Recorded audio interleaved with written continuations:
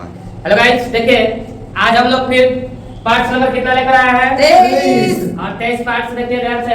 प्रश्न कहाँ से शुरू हो रहा है 1 से 11 और 1 से 11 नंबर प्रश्न आप लोग जानते भी होंगे और देखते भी होंगे या नहीं जानते तो एक बार समझ लीजिए बढ़िया से।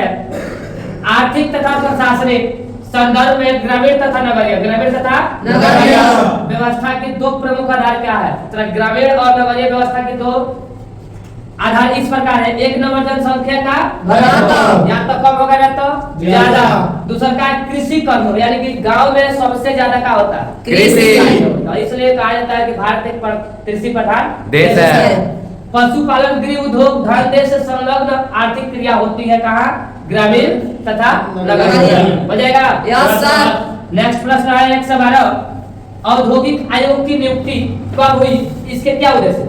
तो एक लाइन में इसका ऑब्जेक्टिव भी देता है कि औद्योगिक आयोग की नियुक्ति कब हुई थी। याद रखना 1916। औद्योगिक आयोग की नियुक्ति कब हुई थी? 1916। इसका मुख्य उद्देश्य था भारतीय उद्योग तथा व्यापार से संबंधित क्षेत्रों का पता लगाना तथा उसका वित्त पोषण करना।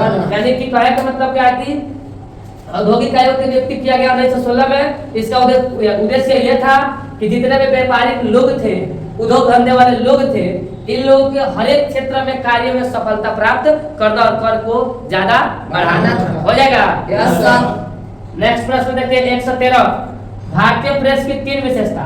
तो भारतीय प्रेस की 3 विशेषता इस प्रकार है।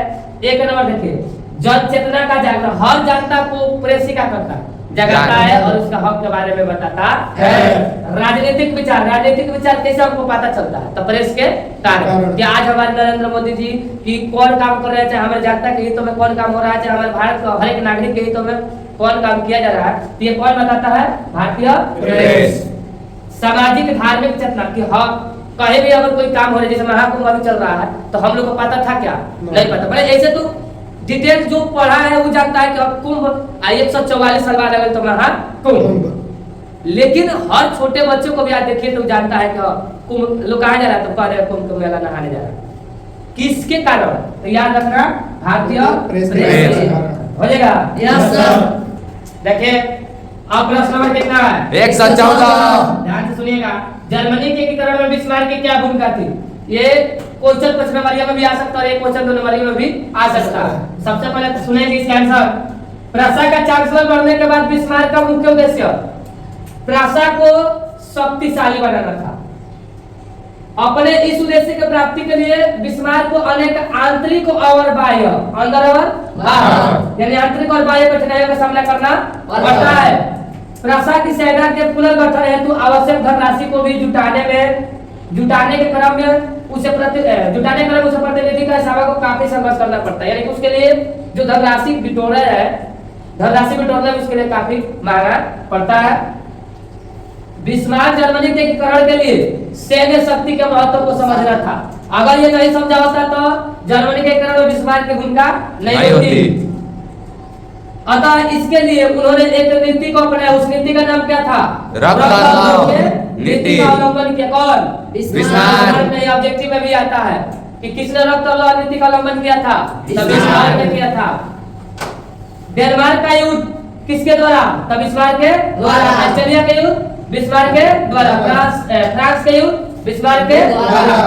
इसी को प्रासा के विजय दिलाने के लिए रक्त और लौह नीति का अवलंबन किया था। कौन? बिस्मार्क। हो जाएगा? Yes sir. लास्ट प्रश्न और आज का अंतिम प्रश्न है खादर और बागर में अंतर। खादर और बागर किसे कहते हैं? तो ध्यान सुनिए। नदियों के बाढ़ के मैदान की नवीन बारीक वाली मिट्टी को हम कहते हैं कैसी? खादर। यानी कि मान लो नदी है, एकरा कभी जो है मिट्टी आ गया, तो छोट बारीक मिट्टी होता है, इसी मिट्टी को कौन मिट्टी कहते हैं? खादर। अब देखो 2 नंबर में है बागर। नदियों द्वारा जमा की गई पुरातन काप मिट्टी को, भाई नदी चल रहा है, बह रहा है, साइड में जो मिट्टी जमा हो जाता है दोनों बगल, इसी मिट्टी को कौन मिट्टी कहते हैं? बागर मिट्टी। हो जाएगा? Yes sir. देखिए आज का पार्ट टेस्ट खत्म होता है और आप 1 से लेकर 22 तक देखना चाहते हैं तो उसका लिंक इसके डिस्क्रिप्शन में डाल देंगे, जाकर देख लीजिएगा। वीडियो अच्छा लगेगा तो लाइक जरूर कीजिएगा, सब्सक्राइब भी कर दीजिएगा, बेल आइकन दबाना मत भूलिएगा।